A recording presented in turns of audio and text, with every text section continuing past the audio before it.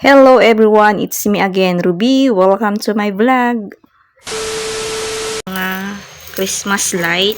So, chine-check ko guys kung gumagana pa itong mga Christmas light na to kasi medyo matagal na. Tagal na stock na yung mga Christmas light. Tapos last year, ako din yung nagkabit nito. So, itatry ko ngayon kung gumagana pa siya. Oops. Ano ba naman ito? Baka makuryente tayo guys. So, ingat-ingat lang sa pagsaksak. So, magkakabit ako ngayon dyan sa may tindahan. Ayan, ito yung kanyang switch. So, gumagana pa siya. Ayan. So, dyan ko nga ilalagay yung aking Christmas light dito sa gilid. Mag-start ako doon. Then, dito paikot naman. Para maganda naman tignan yung ating tindahan at maliwanag pag Pasko na. Bago ko ilagay, tinatanggal ko muna yung mga paninda dyan na nakasabit para walang harang pag nagkabit na ako ng Christmas light. And pinunas-punasan ko din kasi medyo maalikabok na guys. So, gagamit ako ng yarn para pantali dito sa Christmas light para hindi matanggal.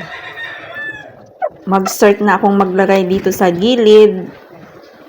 Gawin natin parang alon-alon yung paglagay para pag naikabit na at pailawin na ay maganda naman siyang tignan.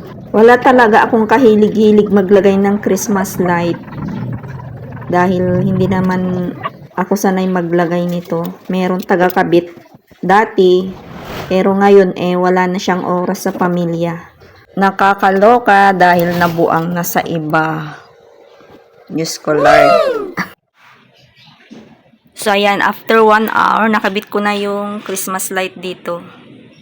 Then, dito naman sa kabila, ayan. Ayan yung Christmas light na. So, natapos ako launa ng hapon. Tama? Yung ano mo? Nangaasar lagi sa akin kaya inaasar ko din siya. Kaya nakakapagod maglagay ng Christmas light. So habang ako ay andito, ayan nagkakabit, nagtitinda. Ayan, may batang bumili ng 2 Copico Black daw.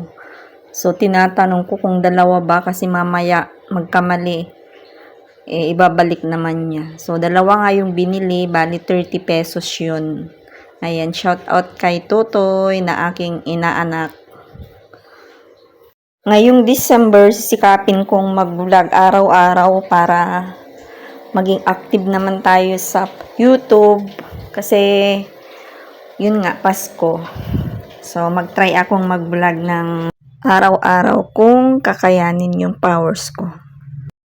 And kararating lang din yung aking order sa Shopee nung nakaraan. Ang bilis naman dumating. So, i-unwrap ko ito and share sa inyo guys kung ano mga ba ito.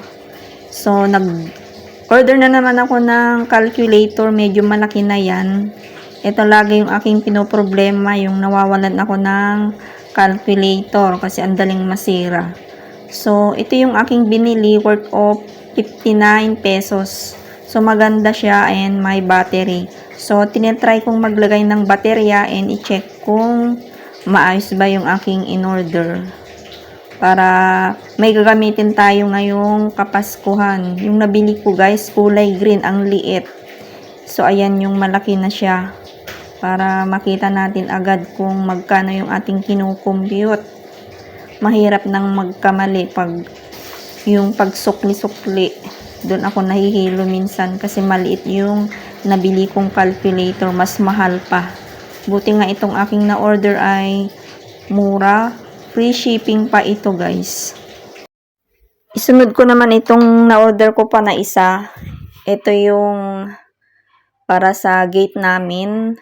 Yung address na nakalagay para hindi maligaw yung mga nagde-deliver dito guys. Kasi laging naliligaw pati yung bill namin sa kuryente, pati tubig.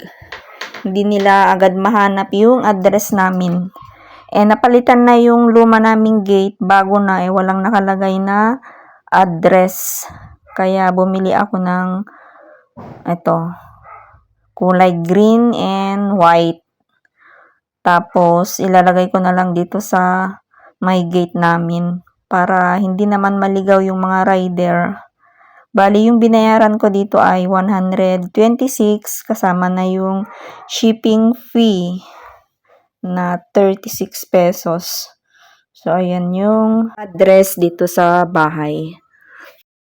So, dahil wala na akong nakarepack na bigas na tag 1 kilo, ayan, samahan nyo akong mag-repack guys. Bali, yung aking benta sa 1 kilong bigas ay 57. Ito yung jasmine na bigas.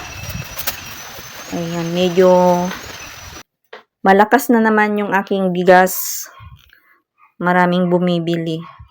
And yan ay paubos na naman, kaya next week ay bibili ulit ako.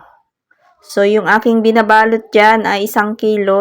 Shout out sa aking mga loyal customer na aking kapitbahay. Salamat sa lagi nyong pagtangkilik sa aking mga paninda. May ngayong nag-grinder dyan. Kasi nga, inaano yung kaldero. Hi, Angel. Kumusta? What are you doing there? Ayan yung inaanak mong maganda. Ayan yung aking nirapak na bigas. Bali, 57 ang 1 kilo. 1 kilo yung narepak. Tapos, meron ding kalahati. Kasi may bumibili ng 1 kalahating kilo ng bigas. Ayan lahat yung aking narepak guys. Dahil mag 6 o'clock na ng gabi, ito yung tsura ng tindahan ngayon guys. Yung gate pala dito ay bago na, napalitan na. Bali, yung pagkagawa niyan ay stainless. Ayan. Tapos, ito na yung tindahan ngayon. Ayan. Ayan, pinatay ko yung ilaw. Tapos, ito na yung itsura ng aking tindahan ngayon, guys. Oh, maliwanag ang buhay. Ayan. Kumikinang-kinang. Kumikinang. So, hanggang dyan lang sa may harap dito sa pinaka, hindi. So, ayan yung tsura ng aking tindahan, guys. Ngayong may Christmas light na. Ayan, baka makita na naman ako ng mga marites anong ginagawa ni Ruby. Sasabihin na naman. Ayan, hayaan nyo lang sila. Ayan. So, dito natatapusin yung ating vlog for today. Thank you so much. See you in my next vlog. Happy selling mga kasari. Bye-bye. God bless us all. Please like, comment, share, and subscribe and click the notification bell for more updates. Bye-bye!